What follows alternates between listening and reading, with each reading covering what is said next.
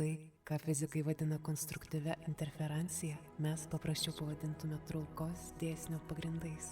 Kuomet dvi vienodo ilgio bangos susitinka, jos susijungia ir padvigubėja savo jėga bei energiją.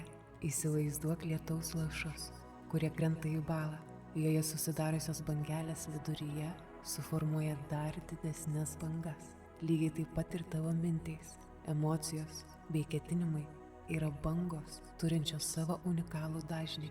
Kai sutampa jų dažniai, bendra energija padidėja ir materializuojasi gyvenime. Tas pats vyksta ir su muzikos instrumentų stygomis. Jei viena styga suvibruoja, kita, esanti tame pačiame dažnyje, atsako. Tu taip pat gali pakelti savo vibracijų lauką tam, kad visata atsakytų tau gražiausiais gyvenimo potyriais. Tavo mintys ir jausmai yra raktas. Todėl svarbu sukurti tuos potyrius pirmiausia savo mintyse.